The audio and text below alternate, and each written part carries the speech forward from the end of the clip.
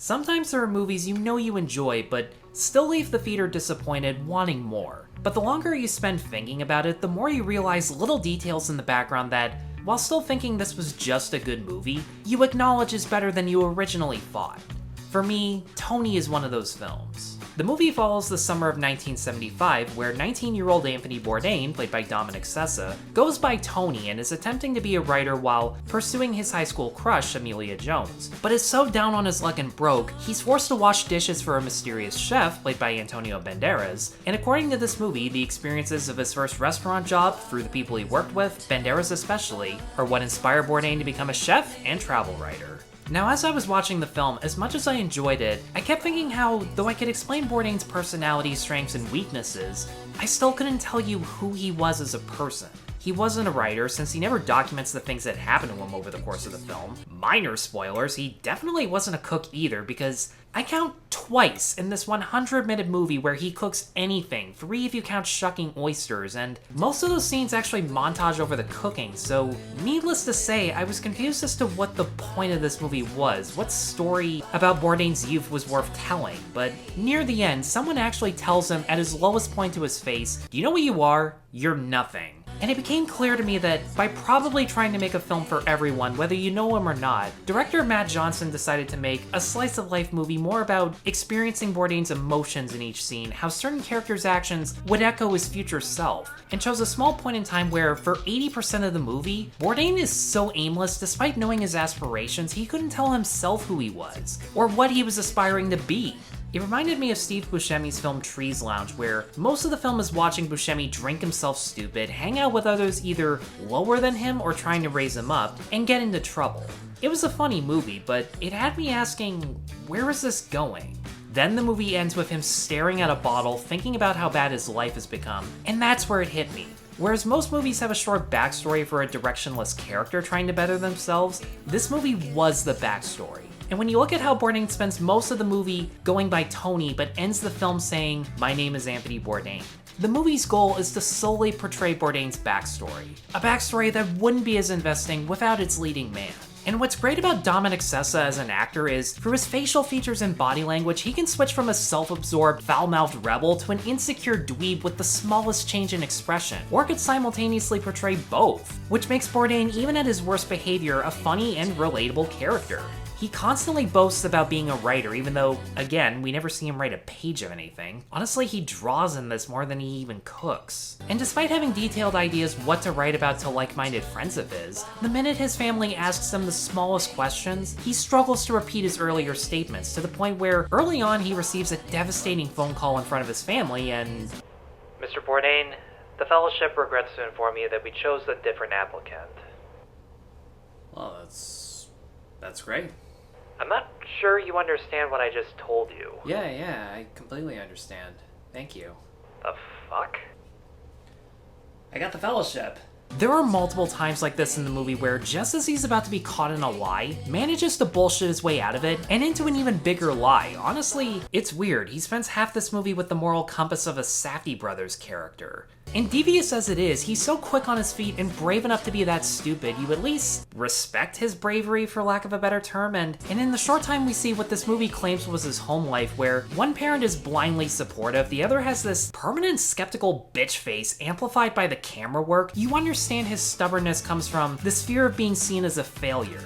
A fear that, ironically, motivates him to act in a way where he totally is. But you still acknowledge if he's smart enough to lie this well, he's capable of actually using his wits to do good for others. And since we already know he eventually will, we hold out hope for him.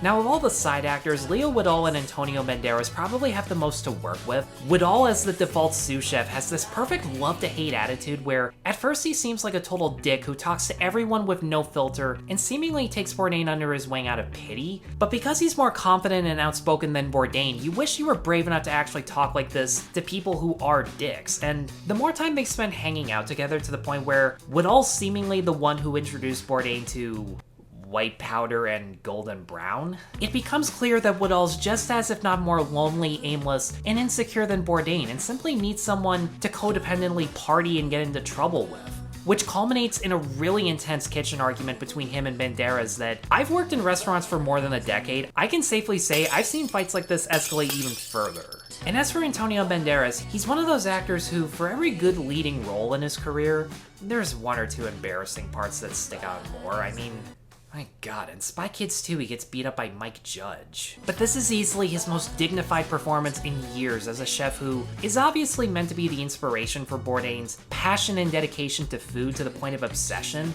right down to having this memento in direct reference to how Bourdain passes away, which I will say wasn't done out of poor taste or even meant to be foreshadowing. Even if Bourdain didn't pass away like he did, this memento's significance would be the same to the movie, and in this case was probably meant to show that Bourdain was a different person in a different mindset at this point in time. But getting back on track, Banderas perfectly brings this calm, no-nonsense attitude to all of his employees where he doesn't talk to anyone unless he has to and isn't afraid to alienate them through his discipline. There's a running gag of how he wakes up Bourdain every morning since Bourdain's so broke that he has to sleep on his couch, that the repetitive nature of Bourdain being freaked out every time while Banderas just stares at him nonchalantly was so hilarious, especially the last time he ever had to do so. But when he and Bourdain start to come out of their shells and Banderas shares all of these experiences around the world that sounds so adventurous, for him to settle down in Providence sounds really anticlimactic until he takes Bourdain on this explosive fishing trip that makes him realize it isn't strictly the locations that make life adventurous, it's the interactions within their community that are the most rewarding. Arguably the factor that made Bourdain's show so personal to his fans, and based on how lonely he feels before he gets this restaurant job, probably the thing that Bourdain desired most. Community, people to depend upon, friends that he can have equal interest in. Stavros Halkias is just there to be that cook who shit-talks everyone and everything, namely the new guy and the inanimate fucking objects. Until Bourdain learns to talk back, and it turns out Halkias can only dish it out, not take it, but his timing and delivery makes for decent enough comic relief. Nothing I'm gonna remember, but it was fine.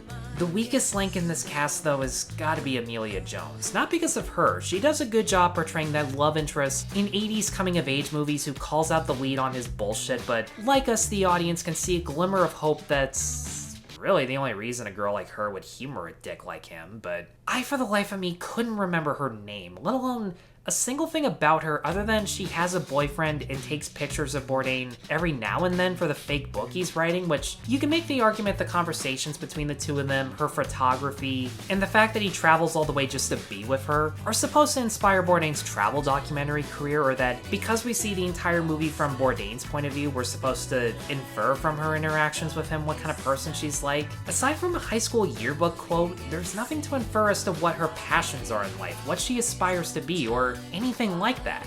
We at least know what Tony's gonna be before the movie starts, and I will say, thanks to Matt Johnson and his writers, they make a predictable outcome pretty engaging. I will admit, when I saw Johnson was gonna direct this, I got a little concerned because this seemed like a weird choice even for him.